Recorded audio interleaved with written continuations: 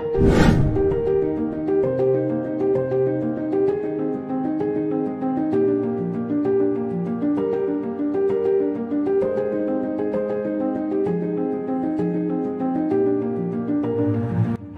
am Coast Guard Human Science Class LB Gikilio.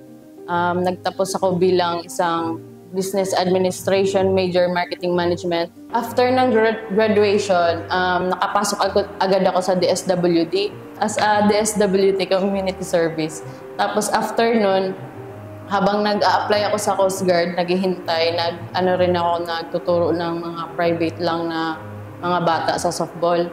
Tapos habang naghihintay ng tawag ng Coast Guard, almost 2 years din, sumuko rin ako. Sabi ko sa coach ko, yung mga mentor ko kasi, yung mga coach ko rin dito kasi nasa, din sila, sa service. Sila talaga ang nagpo-pursue sa amin, yung mga estudyante nila. Na mapasok kayo sa AFP kasi maganda sa, yung after nyo mag-retired ka ro, may pension pa rin kayo. 2019, tumawag yung Philippine Coast Guard. Graduate kami. Although sa papel lang kami graduate kasi gawa ng lockdown. Wala talaga, di ba lahat naman tayo walang ceremonial. Yun yung parang kasi bihira ka lang gagraduate eh. Sa serbisyo yun, wala kaming graduation. Dispatch kami agad. Wala kaming knowledge na lockdown na pala. Hirap nun. Wala kaming masakyan. Lahat ng mga galing sa ibang bansa, dumadaan talaga sa amin. Kami Philippine Coast Guard, kaya lahat kami nakailang positive din kami.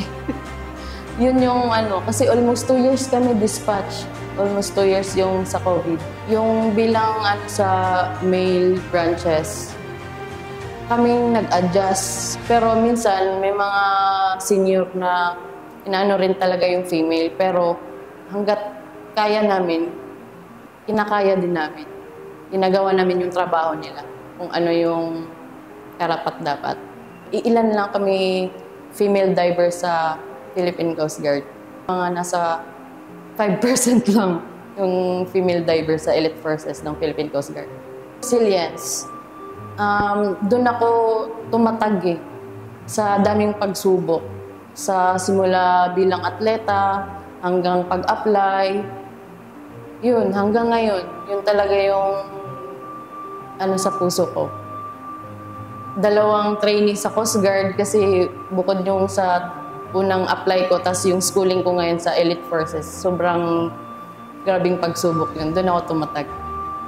Yung kahalagahan para sa akin yung National University kasi nung palarong pambansa ako, ito talaga yung, kasi yung coach namin, taga Cebuano rin. Yun, sila ang kumuha sa amin bilang mahirap din naman kami. Hindi ko talaga makalimutan ng National University. Kung hindi naman ako student athlete, siguro hindi ko ito mararating kung saan ako ngayon.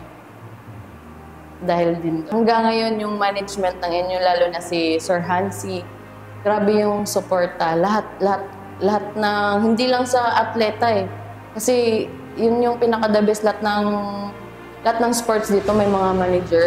As in, grabe yung support hanggang ngayon. Tapos mas lalong nakilala lahat ng National University. Nakikita na sa Davao, sa Cebu, meron na sa Dasma, sa Laguna. Yun. Mas umano na siya ngayon. Maganda yung management. Once again, I am Coast Guard Human Science Class Gikilio. I'm a proud national yan and a woman of service.